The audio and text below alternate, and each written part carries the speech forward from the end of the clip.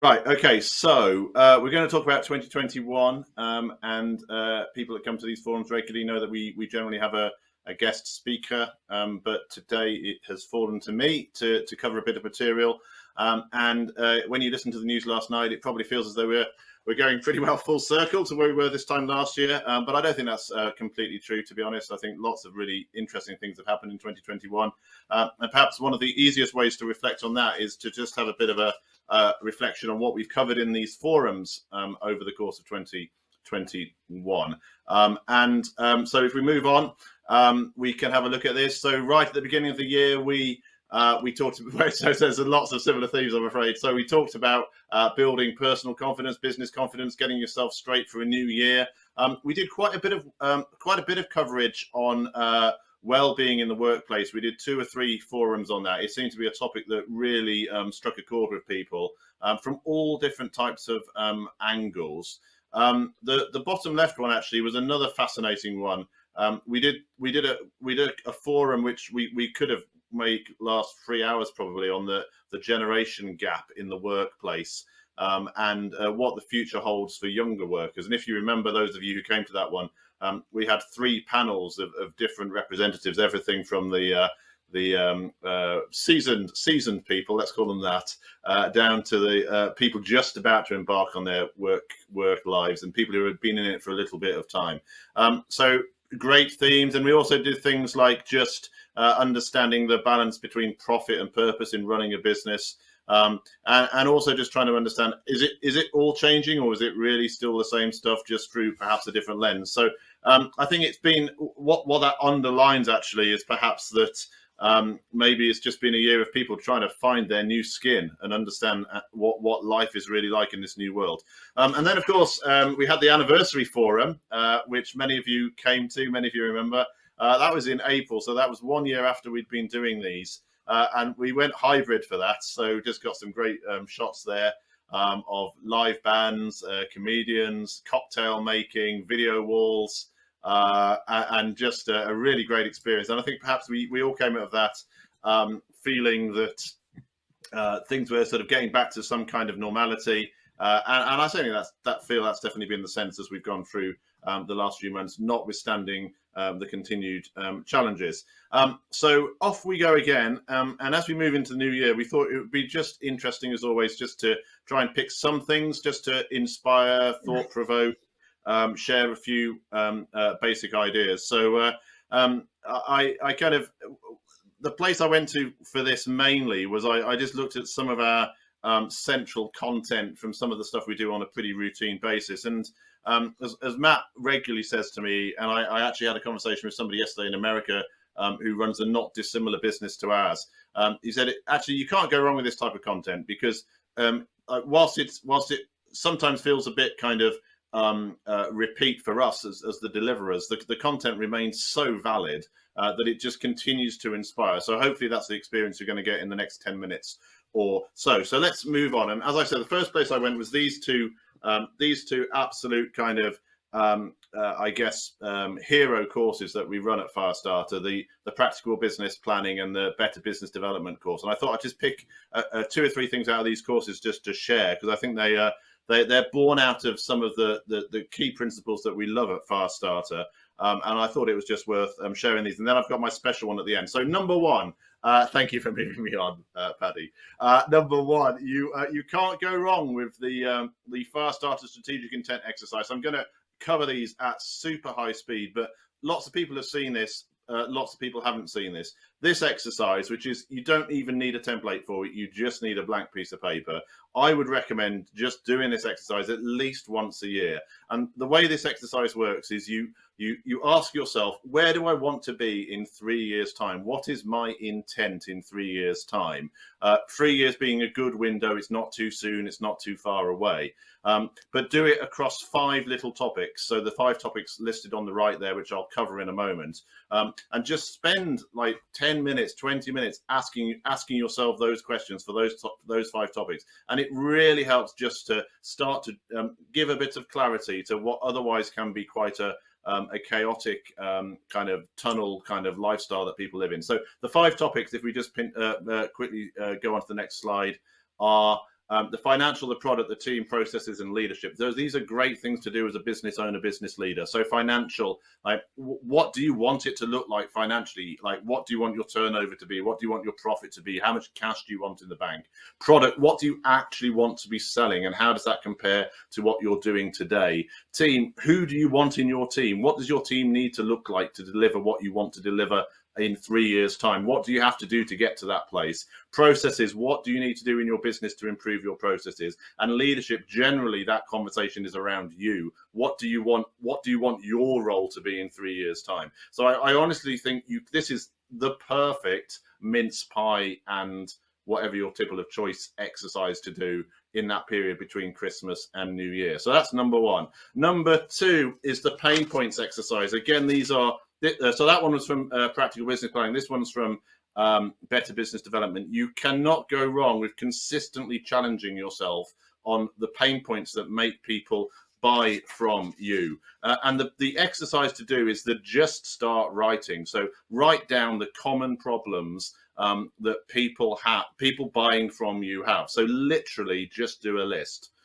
Which here is a list. I mean, that slide's not really worth it, is it? Just write a list of the common problems that your customers face, and then you can generally find you can group these down into 4 or 5 pain points, and then match the stuff that you deliver with those pain points. And actually then what you need to do is work out what the killer questions are that you need to ask people to bring out those pain points. Really, really simple stuff. But my point here is that with a constantly changing landscape, doing this exercise again, why are people buying from you, should really help inform what you're trying to do with your business in 2022. And the thing that always comes out of this type of thinking is that actually no matter what moment in time you're at, that the pain points really, once you go underneath them, tend to be much the same and deeply personal. So people frustrated that they can't make something happen, trying to hit some financial goals, struggling for time,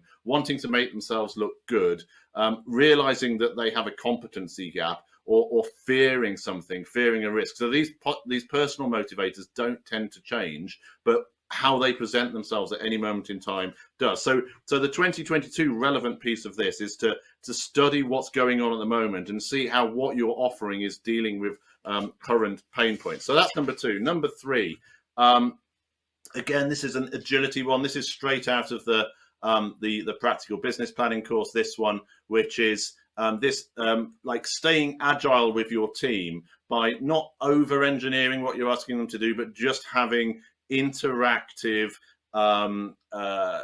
short to medium term conversations around what they need to do right now. And this seems to be consistently a pattern that's happening with this continued I guess momentum of change that we're going for. So this next template here, dead simple template again.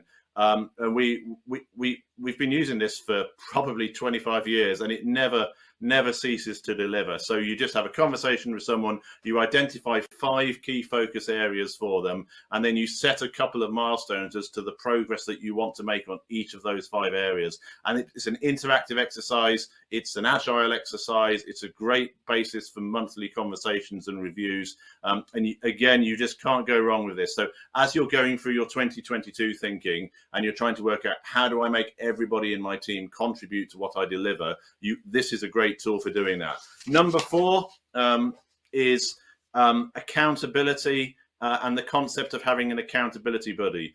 Being a boss is really hard because by its very definition, you don't have a boss if you're the boss.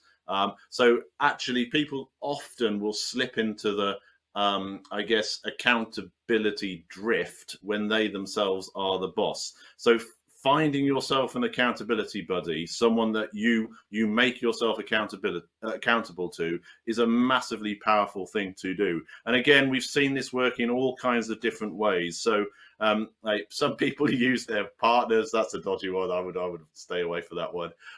Some people have kind of mutual accountability kind of arrangements with people. I'll hold you accountable, you hold me accountable type arrangements. Some people do it with their kids, especially young professional kids, because it's a nice way to interactively with them. But it's kind of, it's the point is you change your mode, so you don't see accountability as a negative. You see it as almost as a goal to make sure that you get stuff happening. Matt Wheeler, John Keogh, actually, myself, we all came out of the at various points of our lives out of the Stanley Works stable, and Stanley value number one was accountability, and it was like the byline was make and meet commitments, and that's always stuck with me as a thing. So I think that's a really powerful one. And then the very last one that we're going to talk about now it's not out of our courses. It's almost a bit of fun, but it kind of it really sort of seems to have struck a chord with a few people already with some of the stuff we did on LinkedIn. But this challenging yourself, challenging your planning from as many different perspectives as you can find. So the risk is when you're kind of in the middle of the game, on the field, kicking the ball around or whatever you're doing, that you lose your perspective. You get tunnel visioned as to what's going on. And some of my absolute favorite quotes, we've used them on these forums before, is the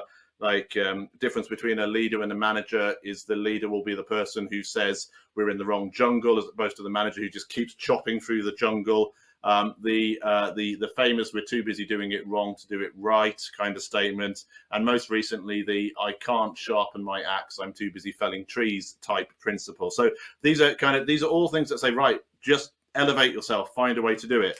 And a couple of really good ways to do this is the ask yourself, what would the 18-year-old you think about what you're doing now? That's such a powerful question. And without further ado, I had to dig around and I put this photo on LinkedIn yesterday. There are so many questions that this photo begs. Thank you for making it bigger. I appreciate that. So thank you for making it smaller. So I mean, I could riff on this photo for about 25 minutes. There's so many interesting things going on in this photo for me. But it makes, this is me and my mate Johnny when I was 18, outside the Grapevine pub in Birmingham, now sadly closed. I think we'd just been traveling for probably 3 or 4 days, and I had a gig somewhere random, like Shrewsbury or somewhere, which is why that's my 1980s trumpet gig bag in front of me. But that was kind of yeah. So like when I look at this guy here and I say, what does this guy think of what I'm doing now? I know this guy was quite idealistic, generally quite drunk, relatively anti-materialistic, pretty adventurous, excited about what was coming up.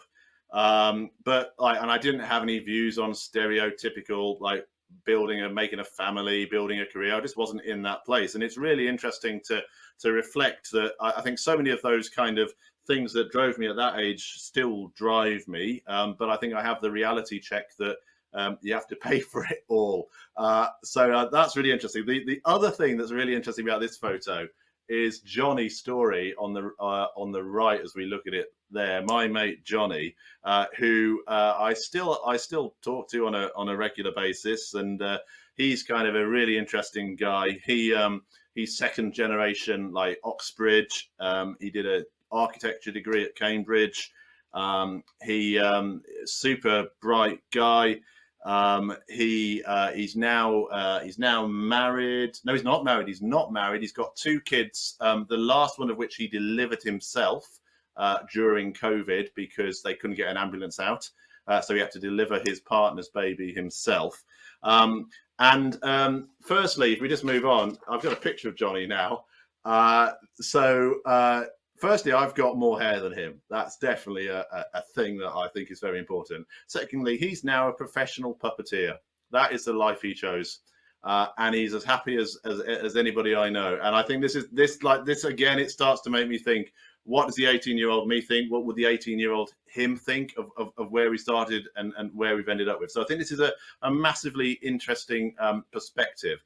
If you've got young kids, I would check Goodion's story out. Not a shameless plug, but really interesting stuff. They do some great work, but I bet he never would have thought this was what he was going to do. So the opposite perspective, of course, is to ask yourself, how would the 80-year-old you describe your career successes? And clearly, I don't particularly have a reference point for this other than perhaps my father, who was very successful, built a business, made a lot of money, all those kind of good things. But when you ask him to reflect on his career successes, he's pushing 80 now. He probably summarizes it up in about a sentence and a half. Says, well, yeah, I was in insurance, I built a business, it went well, yeah, that was all very good. And that's literally the summary of his life's work.